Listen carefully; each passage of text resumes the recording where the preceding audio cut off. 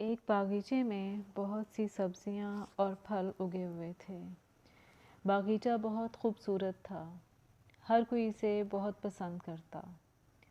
लेकिन इस बागीचे का एक राज था जिससे कोई भी वाकिफ़ नहीं था।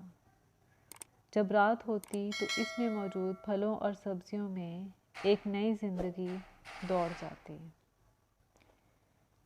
हमारी आज की कहानी इस बागीचे में मौजूद 3 मटर के दानों के एडवेंचर के बारे में है।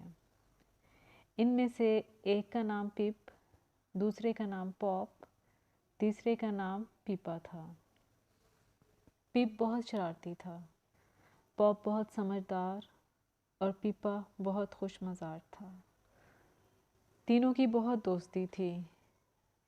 अभी वो छोटे थे, इसलिए वो अपने पौधे के पास ही रहते।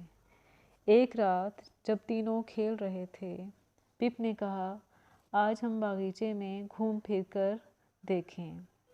पॉप ने कहा, ठीक है। पीपा ने कहा कि अभी हम छोटे हैं, हमें अपने पौधे से ज़्यादा दूर नहीं जाना चाहिए। तीनों ने स्ट्रॉबेरी के पास जाने का फ़ैसला किया, जो कि उनके पौधे के करीब ही थी। स्ट्रॉबेरी उन्हें देखकर बहुत खुश हुई। पास ही टमाटर अपने दोस्तों के साथ खेल कूद में मसरूफ़ था। इतने में कुछ गाजरें लैंप लिए पास से गुजरें। वो अपनी दोस्त को तलाश कर रही थीं, जिसका नाम स्वीटी था। पिप, पॉप और पीपा भी उनके साथ चल पड़े। इतने में उन्होंने कुछ खरगोशों को घूमते फिरते देखा। उनमें टिंकू खरगोश भी शामिल था। वो बहुत शौक से गाजरें खाता था। पिप और पॉप उसे देखकर परेशान हो गए। स्वीटी अकेली थी और ख़तरे में थी। इतने में पॉप की नज़र स्वीटी पर पड़ गई। झाड़ी में से उसका सर नज़र आ रहा था। पॉप ने कहा, स्वीटी, हमने तुम्हें देख लिया है। स्वीटी हंसते हुए बाहर आ गई।